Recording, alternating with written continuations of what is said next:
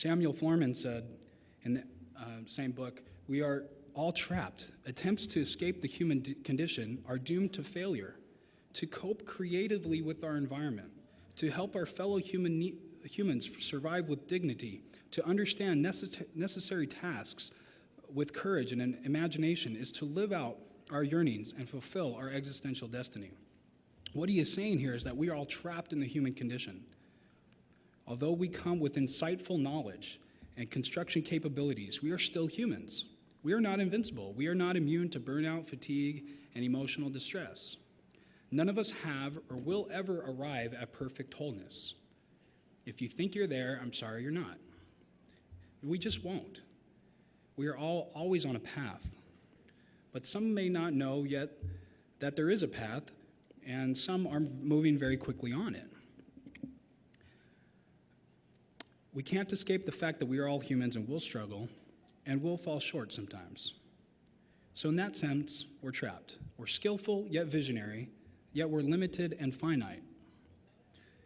So as we progress to fulfill this existential destiny, which we don't have time to get into what that means yet, does our emotional, relational, and spiritual selves have the strength to match our technical capabilities and our internal resources to meet the powerful needs of our wide-open, flat world?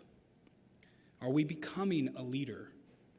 Are we deep enough to lead and strong enough to bring change beyond the technical?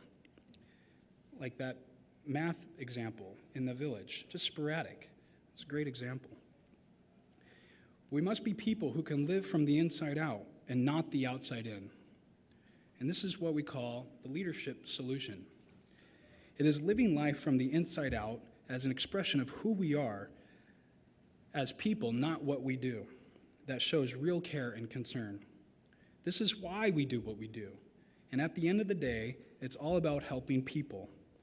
Do we really want to help them because we have nothing better to do? Or do we really care about them, about who they are? We must ask ourselves, can I be changed? How much do I want to be changed? Rather than asking, how much can I help these people all the time? We may want to consider being open to continuous change and growth for the rest of our lives. This may mean being self-reflective enough to see where we can grow and being people who are open to going beyond the usual and the status quo of just engineering or just passion for projects. It takes more than passion to do what we're trying to do. We must grow our emotional, relational, and spiritual selves to become people of inner strength and stamina, not just technically capable superhumans. The brain is like a muscle. If you don't use it, you lose it.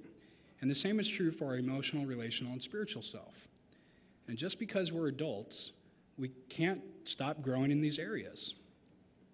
Conversely, the more we stop growing, the fatigue sets in. Objects not in motion do not become in motion without a lot of energy, whereas objects in motion stay in motion much easier. Similarly, it's hard to pick up becoming a leader later on in life than it is when we are younger. Today's generation of engineers must address the dynamic, fast-paced needs of our world and respond with urgency. Disaster relief trips, refugee camp support, emergency structural assessments after earthquakes, etc. And all these things goes beyond just passion. It takes emotional fortitude, relational skills, awareness in socially awkward situations, intense crisis negotiation capabilities.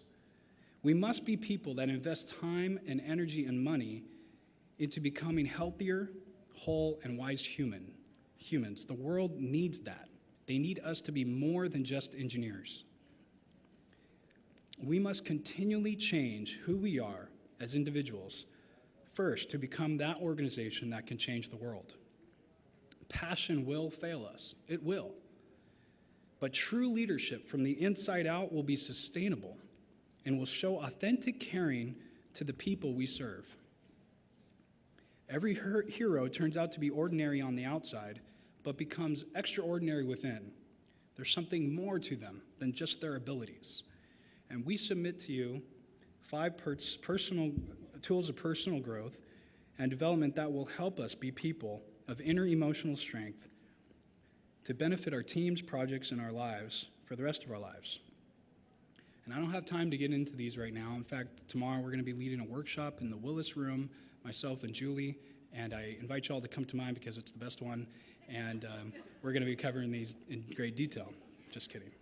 Just kidding, Diane. Tool 1, living according to a long-term vision. Establishing and keeping appropriate boundaries. Tool 2. Tool 3, maintaining a continuous support network. That's very important when you come back on a trip. Ever felt that you left yourself there, or you feel depression? Tool 4, expecting change of plans and nothing going smoothly. Tool 5, being and not doing. So come to the workshop tomorrow. We'll talk about these more. And just in closing, we need to ask ourselves, do we do this because we have nothing else to do? Really? Is this all we have? Of all the options, we just choose this one because it seems fun or interesting, or we could build some models or do some calculations or travel? What is the real reason why we're here, why we're doing what we're doing? It should be, the answer to that question should be because we really care about people. In order to change the world, we must be willing to see how we can change first. So take stock and ask, how can I be a different type of person? How could I develop into a leader and not just an engineer? That's all I have for you. Thank you for your time.